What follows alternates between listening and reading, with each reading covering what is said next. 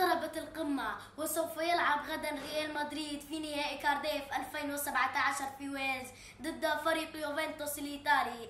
الزعيم بوفون أم الأسطورة الحية كريستيانو رونالدو الدون البرتغالي يقود الريال؟ هل يقودهم للثانية عشرة أم بوفون وبشارة القيادة مع البي سي بوفون بارزالي بونوتشي وكليني سوف يكون بمواجهة أصدقاء كريستيانو بنزيما وبيل وكل الممتعين في الريال. حوار بين زيدان وماسيميانو أليجري، حوار الكبار بعد عودة داني ألفيش لمواجهة الميرينجي بعد أن كان يواجههم عندما كان بالفريق الكتالوني، حوار زيزو عندما كان لاعبا مع ناديه السابق والأول فريق يوفنتوس عندما لقبوه بالقطة السوداء. كبير أنت يا بوفون وزعيم أنت يا الدون. سوف نبدأ بتكتيكيا كيف سيلعب زين الدين زيدان المباراة. تشكيلة 4-3-3 ستعود إذا عاد جارث بيل وإذا كان جاهزا للمباراة.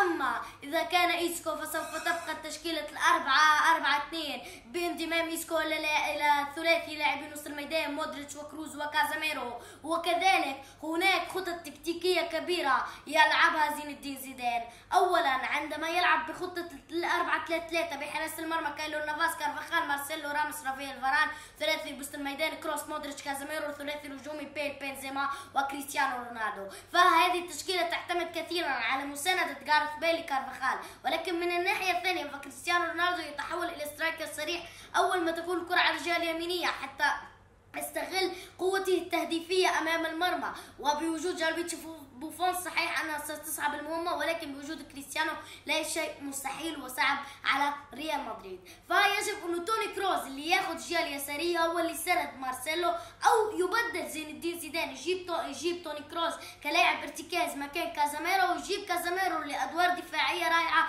حتى يساند هو مارسيلو، لأنه بالجهة اليسارية ستفضى بعد رحيل كريستيانو إلى سترايكر صريح. أما بخطة 4-4-2 فوجود إيسكو سوف يعطي ريال مدريد تغيير بالسلاح من الجناح من الظهير الأيمن والظهير الأيسر الهجوميين واللي يعتمدوا على العرضيات بوجود بيل وبنزيما وكريستيانو رونالدو ثلاثي رأسيات. وإذا ابتعدت من الدفاع وجود لاعبين يسددوا بمهارة وبدقة كبيرة مثل توني كروس لوكا مودريتش وكذلك كازاميرو لاعبين وسط الميدان. فإذا إيسكو سوف يعطي حل اختراق من العمق، ولكن هذا صعب جدا على ريال مدريد بوجود كليني وبارزالي وبونوتشي. وكذلك ممكن لماسيميانو أليجري انه يغير من خطته، يعني عنده حلول كثيره. ممكن يلعب بال4-4-2، ممكن بال4-2-3-1، وكذلك ممكن ب3-5-2. ولكن اظن برايي ان تشكيله 4-2-3-1 مناسبه جدا على فريق يوفنتوس. يلعب بحراسه المرمى جالويتشي بوفون، قلبي دفاع بونوتشي وكليني، ظهير ايمن داني الفيش، ظهير ايسر الكساندرو. كما اعتمد زيدان على كارفاخال ومارسيلو،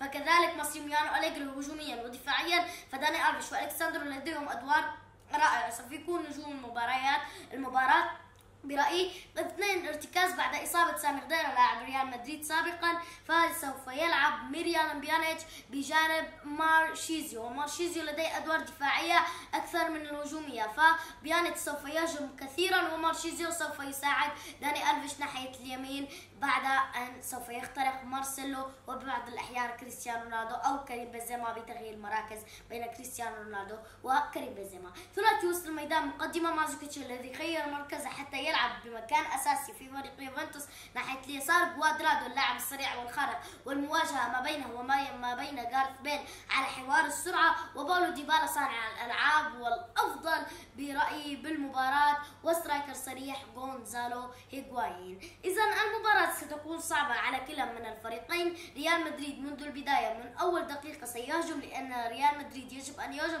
حتى يستغل ضعف يوفنتوس من الأطراف. فيجب أنه داني ألفيش والكساندرو هجوميين، فيجب أنه يعطي ماسيميانو أليجري أدوار لمارشيزيو أنه يظهر ظهير أيمن، لأن داني ألفيش كما قلت سوف يكون مع كريستيانو رونالدو، لأنه هو متعود على لعب كريستيانو عندما كان ببرشلونة ويعرف كريستيانو جيدا، فيجب دائما أن يكون ظل لكريستيانو رونالدو.